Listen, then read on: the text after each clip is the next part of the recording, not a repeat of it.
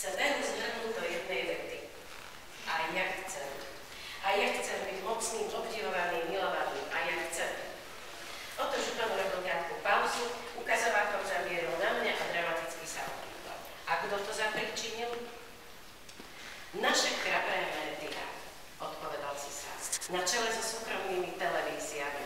Najprv stvoria z nuly celebritu a keď sa im zunuje, prídu s bombastickým odhalením, že celebrita je v skutočnosti nula. A divák si odpluje. Zase ďalší čo podvádza a vyvádza a pričom si veľkopánsky žije.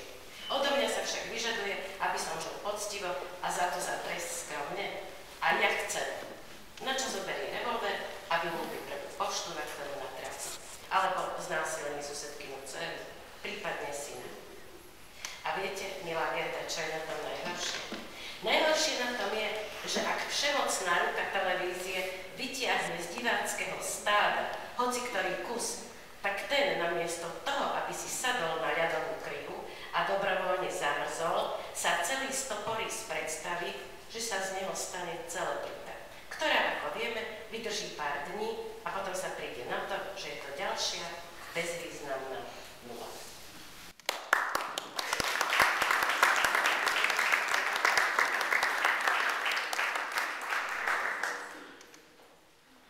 Vorrei adesso chiedere a Daniela, vorrei chiederle di dirci come ha vissuto, dove ha preso il coraggio di cambiare la sua vita e che cosa le ha portato questo salto mortale o vitale per lei nella sua vita, cominciando a scrivere.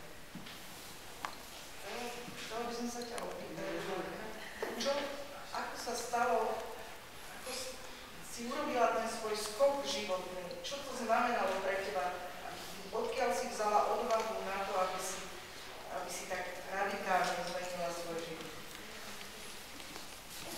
Kto mal raz 40 rokov, tak vie, že v 40 človek rekapituluje.